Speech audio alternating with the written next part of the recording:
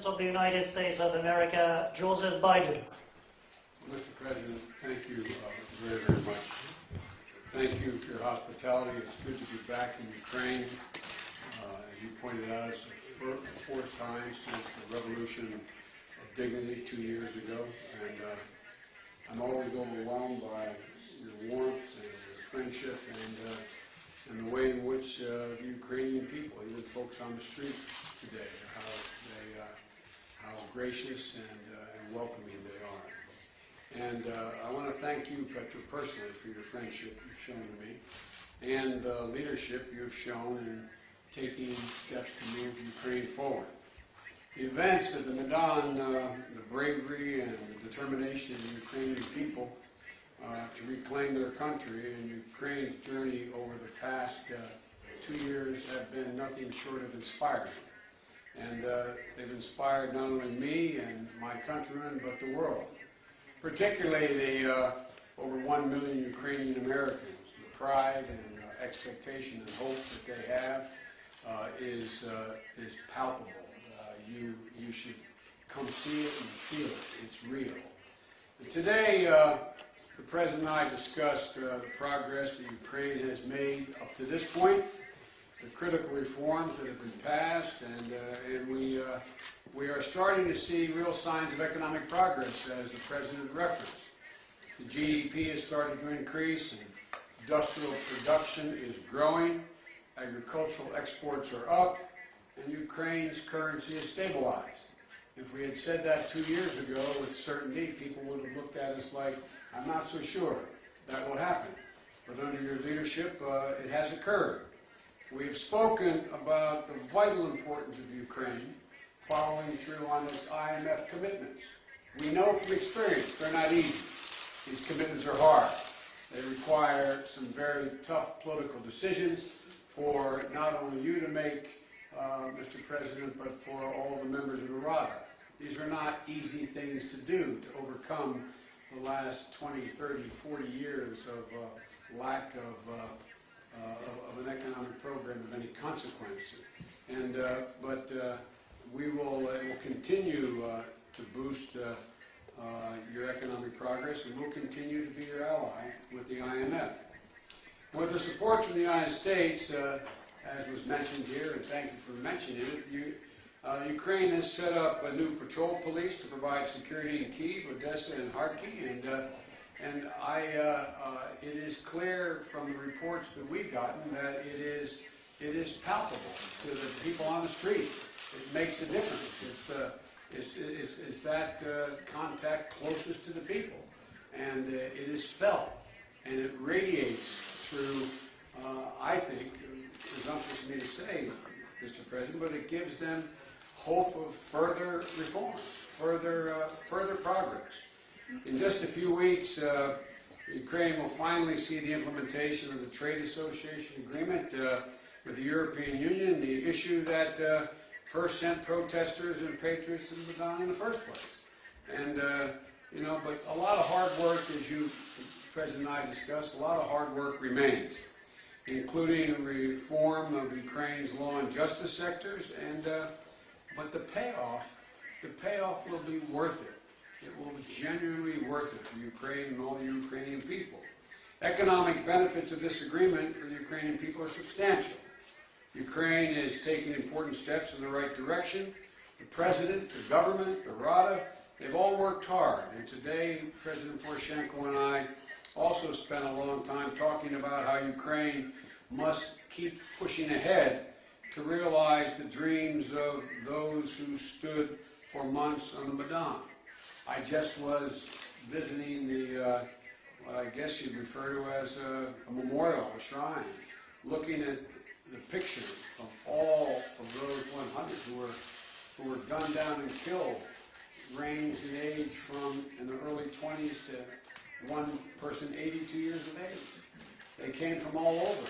They weren't just folks from Kyiv, and they gave the last ounce of everything they had to see the dreams of the Ukrainian people realized. And as I have each of my visits, I've urged the President to to continue to work very strongly with Ukraine's democratic forces. That's what Ukrainian people expect, and that's what they deserve, and that's how Ukraine is going to continue to move forward. All Ukrainians, officials, business leaders, the business community, everyday citizens, they've got to work together to root out corruption that has held this country back for so long. Mr. President, you and I have discussed this before. The Ukrainian people cannot once again have their hopes dashed based on the cancer of corruption. The Orange Revolution occurred and hopes were extremely high. And here we are again because of the sacrifices made 2 years ago. One more chance. One more chance. And it's absolutely critical for Ukraine, in order to be stable and prosperous and part of a secure Europe, to definitely, thoroughly, completely root out the cancer of corruption. The people need to see that in ways that the ways of the past are permanently gone. They no longer exist. That means hard decisions. That means ramping up the pace of reforms, avoidance of past practices, advancing good governance, increasing transparency across the board at every level of the government, and strengthening the rule of law. It means everyone playing by the same rules, from the folks at the bottom to the folks at the very top. And as I told the President in our meeting, as long as you continue to make progress to fight corruption and build a future of opportunity for all Ukraine, the United States will stand with you. We will stand with you. We've already, as the President outlined, made significant financial commitments, but we also have become your ally around the world, making Ukraine's case for an opportunity for a new day. And today I'm announcing another $190 million, almost $190 million in new assistance to support Ukraine's progress.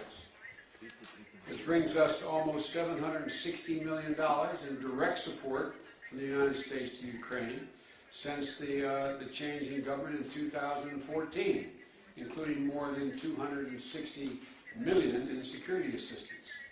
These new funds, this additional roughly $190 million, will help fight corruption in law enforcement and reform the justice sector. It will attract more investment by streamlining regulations and privatizing state-owned enterprises in a transparent way, increasing Ukraine's capacity for trade, improving access to capital for small and medium-sized enterprises, improving energy security, advancing constitutional reform and support of civil society and an independent media. A strong civil society, as I've said from my first visit to today, and I know the President agrees, a strong civil society is critical to Ukraine's future. There is no democracy in the world that is a true democracy that does not have a strong civil society. One cannot exist without the other. And before my meeting with President Poroshenko, I sat down with reformers, including activists from Ukrainian civil society, to discuss how the United States can be a strong partner with them as well. Of course, we also discussed the ongoing conflict in Ukraine. The United States stands firmly with the people of Ukraine in the face of continued, and I emphasize continued, aggression from Russia and Russian-backed separatists. And we continue to believe that the best way to end the conflict in Donbass is through a diplomatic framework that's laid out in the Minsk Agreement. But both sides need to hold up that bargain. Minsk cannot succeed if Russia does not fulfill its commitments, and if President Putin fails to live up to the promises he has repeatedly made to my President, to you, and to the international community. And President Obama, very recently in meetings with President Putin, has conveyed that message directly to President Putin, that all of our international partners are expecting Putin to meet his obligations and commitments. Moscow has to fully implement the Minsk Agreement and work constructively with Ukraine to create the conditions for free, fair, and safe local elections to occur in Donbass. And one more thing, let me be absolutely clear. The fact that we are not talking as much every single day about Crimea does not mean in any way we have forgotten that the illegal invasion, and is an invasion by Russia of Crimea, will not be accepted by us or the international community. This attempted annexation is contrary to international law, is wrong, and we will not accept it under any circumstance. And Moscow eventually has to end its occupation of Ukraine's sovereign territory. Crimea is still sovereign territory of Ukraine. I'll be speaking about these issues tomorrow in my address to the Rada, something I am very much looking forward to doing, Mr. President. So I'll end by saying thank you again, Mr. President. Thank you for your warm welcome. You have shown me, as well as your partnership with our country. It is true I have only been here 4 times in 2 years, but I think we may have logged close to 1,000 hours on the telephone. I think I tend to be in more direct conversation for longer periods of time with the President than with my wife. I think they both regret that. But it is important. It is important. We've made good progress today, Mr. President. As you said, there's so much more to do. Ukraine is on the cusp here. Ukraine is on the cusp. What happens in the next year is likely to determine the fate of this country for generations. For generations. And the Heavenly 100 went out there not for themselves, but for future generations. It's an overwhelming obligation that you have, Mr. President, that the government has, that the Rada has, to step up, make sure that we talk about this period in our collective history books, about that was the end, the beginning of the end of what no one welcomed. And you have a free, prosperous, democratic society because your people are so brave. They have put so much into this. They deserve no less. And I know that is your obligation and objective as well. And we want to help in any way we can. Thank you.